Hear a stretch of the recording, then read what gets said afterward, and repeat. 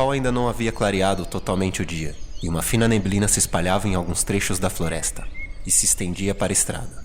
Clara Frest dirigia o carro a caminho de White Hill, um tranquilo vilarejo nas montanhas, onde havia passado parte da infância com seus pais.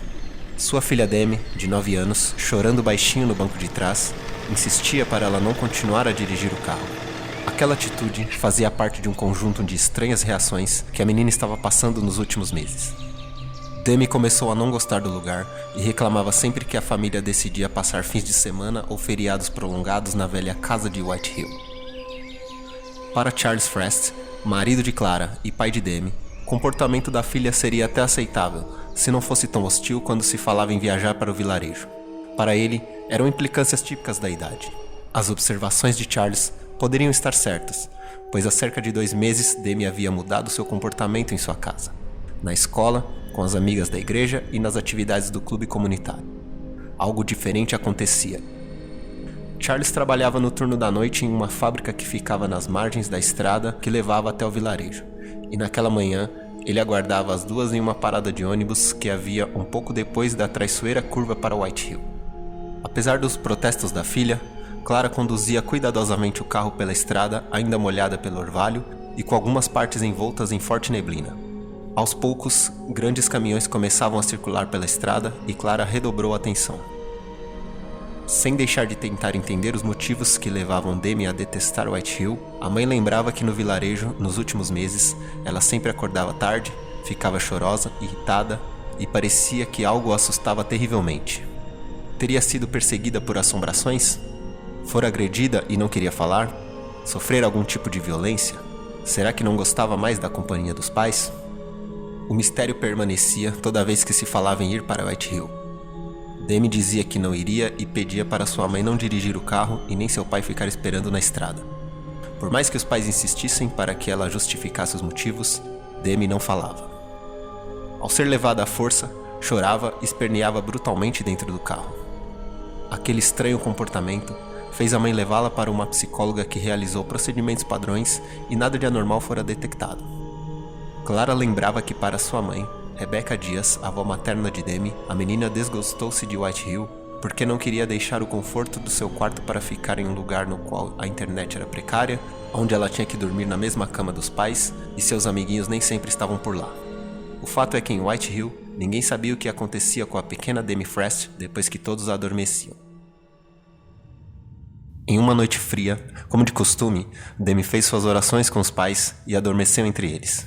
Naquele instante, o fantasma de uma mulher que morreu acidentada por um carro apareceu na frente de um crucifixo que ficava preso à parede. O fantasma da mulher flutuou sobre a cama e, com seus alongados dedos deformados de magreza, tocou o delicado rosto da garota que dormia. Demi acordou como se estivesse em um pesadelo e viu o fantasma da mulher com um riso macabro e um ferimento na cabeça. A menina tentou gritar, mas sua voz não saía da boca. Com os olhos arregalados de medo, tremia intensamente enquanto o fantasma da mulher, com uma voz apavorante, disse: "Garota, não deixe sua mãe dirigir o carro na estrada para White Hill. Entendeu? Outra coisa, não diga que me viu, senão voltarei para lhe buscar."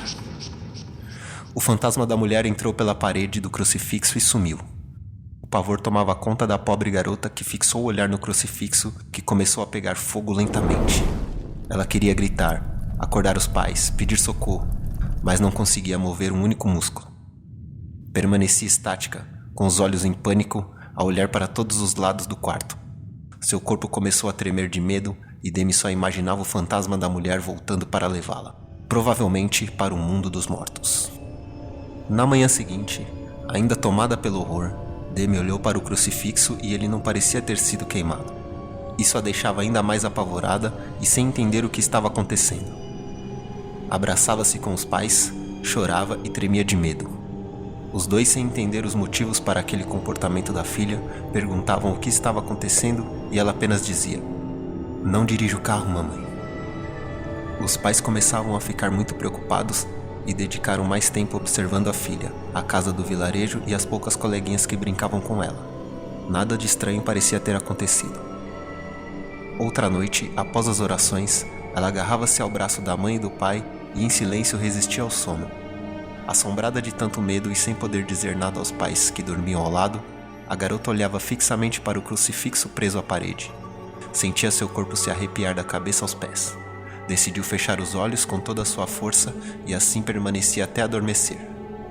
Com apenas 1 segundo de sono, ela foi acordada pelo deformado fantasma de um homem atropelado na traiçoeira curva da estrada para White Hill.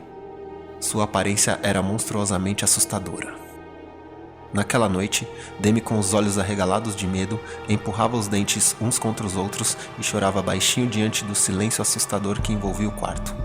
O terrível fantasma, falando aos sussurros com grande dificuldade, deixou um aviso.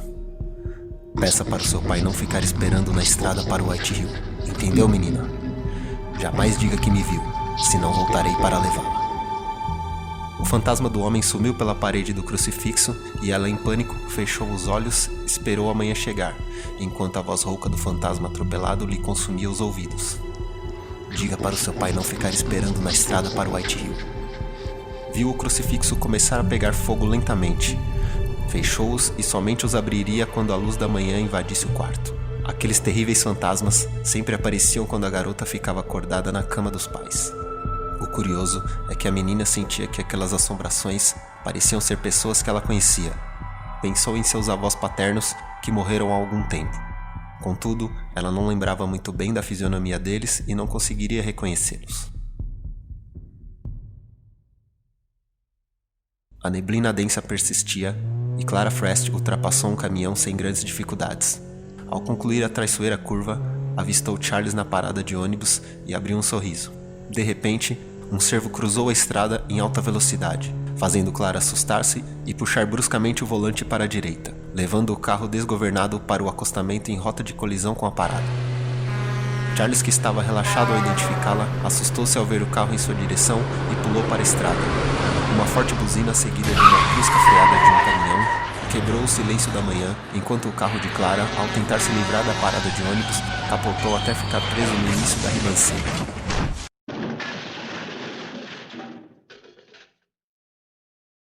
Daquele dia em diante, Demi Frest passou a dormir com a avó materna, com quem fazia suas orações e dormia de mãos dadas. Naquela noite, a garota deixou os olhos fechados e se preparou para dormir. As macabras lembranças de White Hill começaram a povoar sua mente, fazendo com que apertasse os olhos e segurasse firmemente a mão da avó que a havia adormecido. Ao abrir os olhos, por um instante, Demi Frest viu os fantasmas saírem do crucifixo da parede e descerem até a cama. Rapidamente fechou os olhos para não ter que encará-los.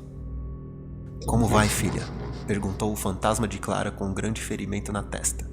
Demi, muito assustada, não acreditou.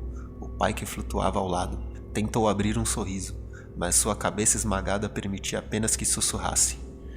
Viemos buscá-la, Demi. A filha tapou os olhos com o cobertor e gritou. Saiam daqui! Vocês não são meus pais! Enquanto a mãe pedia para que ela se acalmasse, a filha tentava desesperadamente acordar a avó, que dormia profundamente. Acorda, avó, acorda! Não adianta chamá-la, Demi. Ela não vai te ouvir, explicou a mãe. Demi começou a chorar e sentou-se na cama com o rosto coberto pelas mãos. Entre um soluço e outro, exclamou. Vão embora! Vocês não são meus pais! Com um fio de voz rouca, o fantasma do pai disse. Somos nós, filha. Teu pai e tua mãe. Precisamos que se acalme. Percebendo o sofrimento da filha, Clara, com seus compridos dedos deformados, alisou a cabeça de Demi, que ao sentir o toque, tremeu ainda mais. Filha, você está com medo dos seus pais? Perguntou a mãe. Já disse que vocês não são meus pais! Rebatia a filha, começando a ficar furiosa. A mãe, ainda alisando a cabeça da filha, falou carinhosamente. Lembra que estávamos juntas quando o acidente aconteceu na estrada de White Hill? Como pode duvidar? No limite de suportar aquela situação, a garota ainda tentou chamar mais uma vez a sua avó. Mas sua voz não saía da garganta. Desesperada, levantou-se da cama, abriu a porta do quarto e foi para a sala. Seus pais a seguiram e a encurralaram na quina de uma parede. Vão embora! Implorava Demi, tossindo de tanto chorar. Seus pais, apesar de estarem mortos, não recuaram e endureceram suas ações contra a filha. Você vem com a gente. Você vem com a gente, Demi. Vamos! Impôs Charles com um sussurro mais firme. Clara também foi incisiva. Vamos levá-la agora, Demi. Para onde querem me levar? Perguntou a garota com os olhos inundados de horror. A mãe delicadamente aproximou-se mais da filha e disse: para um lugar onde nossos familiares mortos estão nos esperando. Já disse que vocês não são meus pais. Por que não vão embora e me deixam em paz? Insistia a menina ainda aos prantos. Porque você está morta, Demi. Morta? Imaginou a filha. Sim. Será que não entendeu ainda? Questionou a mãe. Eu não estou morta, saiam daqui! Gritou Demi em profundo desespero. Clara agarrou-a firmemente pelos cabelos e a puxou para o quarto, ao mesmo tempo em que o pai a empurrava brutalmente pelo pescoço. A filha, muito enfurecida, esperneava violentamente. Ao chegarem ao quarto, Demi, aos berros, chamava pela avó, mas foi levada à força para o crucifixo em chamas e de lá sumiram todos para dentro da morte.